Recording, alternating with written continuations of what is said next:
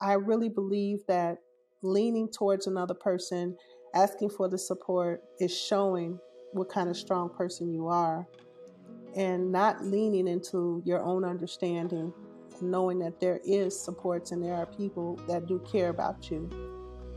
I miss my son every day, and I fight, and fight, even on the days that I don't want to bring awareness about this in our communities. And it is my hope that we grow and we can continue these conversations.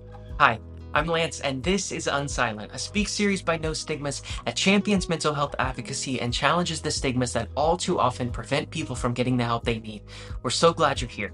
In today's conversation, we get to know Rafiah. Now, Rafiah is the mother of Jamal, who at 19 years old tragically lost his life to suicide in May of 2020. Since then, Rafiah has gone on to be an outspoken and passionate advocate for breaking mental health stigmas, especially in the BIPOC community. She chooses every day to honor the life and spirit of her son Jamal by putting her advocacy in action with her own charity, Soul Survivors of Chicago, which donates the shoes of those who have died by suicide or other mental health challenges, or those that are donated in honor of someone who's passed, to individuals who are coming out of incarceration.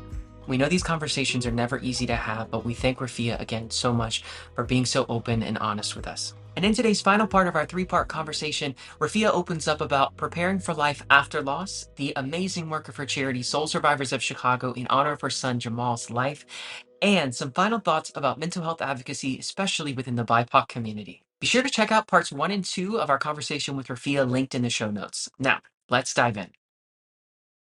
Today's episode contains in-depth conversations around suicide, suicidal ideation, and suicide loss. It's okay if you need to skip this one. Do what's right for you.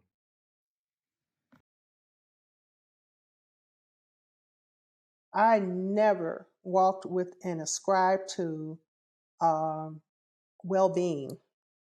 I was always forced and indoctrinated to believe you get up, you go to work, you go home, you cook dinner, you cook this, you go to bed, you do this, you do this, and you do that over and over and over and over again. You handle certain things, but that is the main course. And in that drags in a lot of pressure, a lot of mental stress, and it wears you down to the other pieces of life that are supposed to be enjoyable. So, with this situation and the loss of my son, I have learned how none of that made me rich, none of that made me sustained. Um, Taking care of myself and understanding what my limits are and what I need support with are. And I'm so sorry I had to learn that in this way. I wish I could have had that lesson learned in another way. But because it did come through the suicide of my son, I now understand the importance and fight for. And then not only that, the ultimate stigma of mental illness.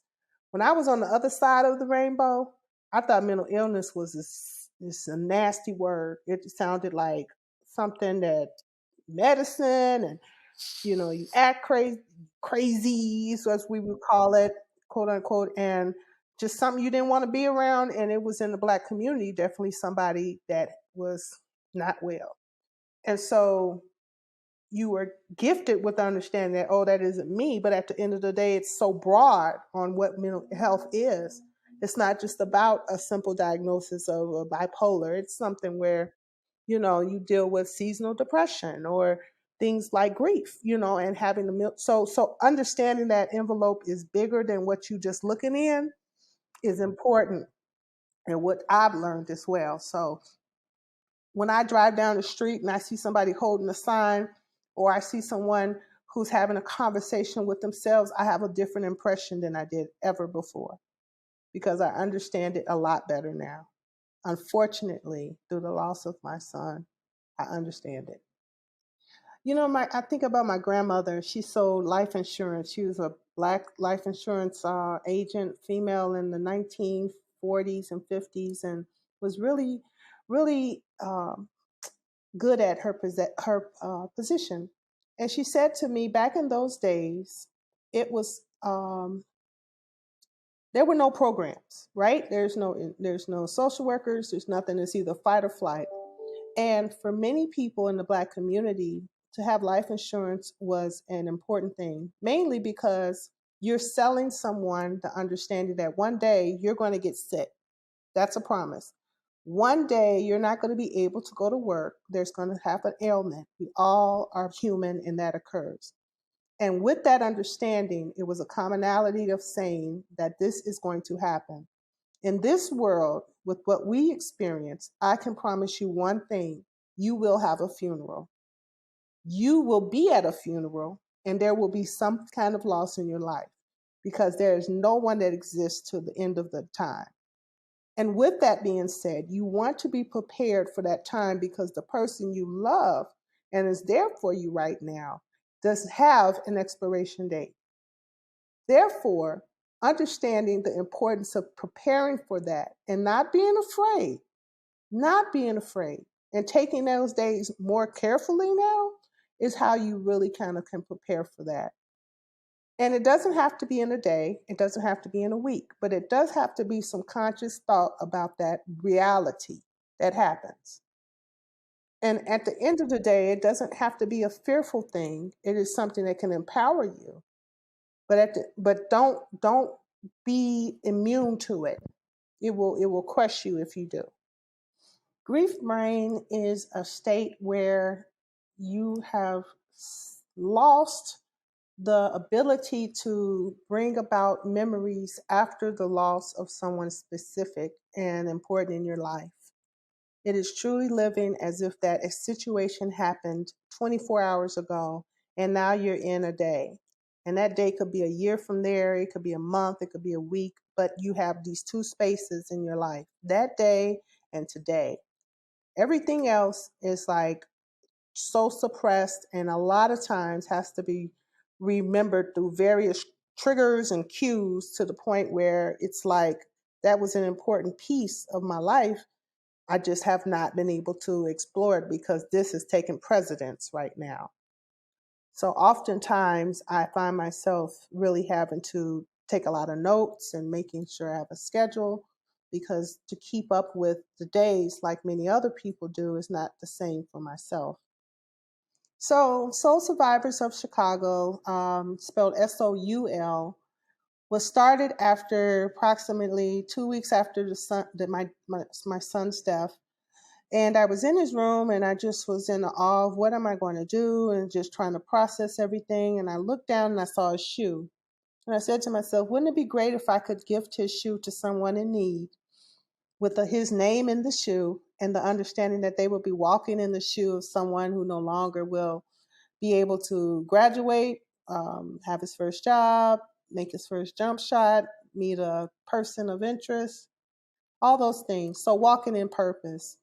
So I started with that and I built on that concept to not only include the gifting of the shoes, and we work with a Safer Foundation, not Safer Foundation, yeah, Safer Foundation. I was about to say another agency. Sorry, that essentially has a Crossroad ATC program for inmates that are coming out of Cook County Jail.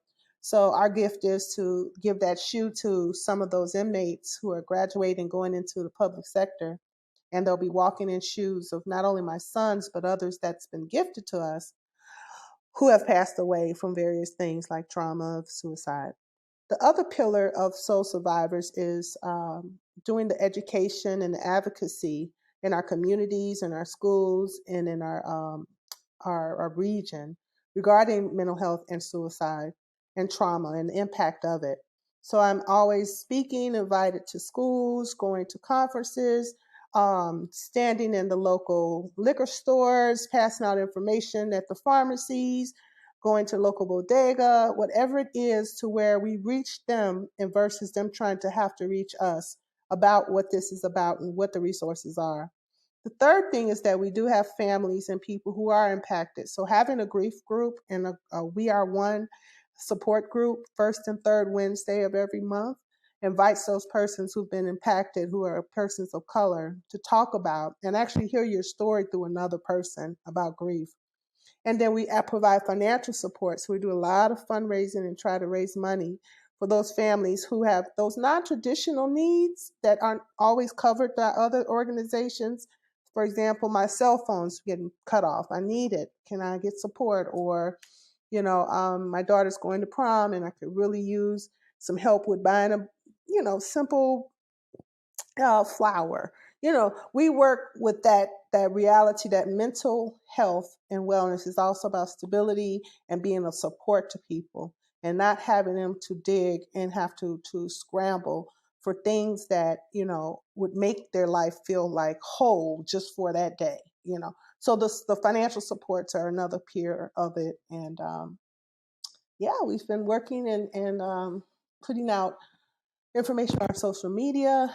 And you can find us also on Instagram at Soul Survivors of Shy, as well as Facebook, Soul Survivors of Chicago, and TikTok, and all those good things as well.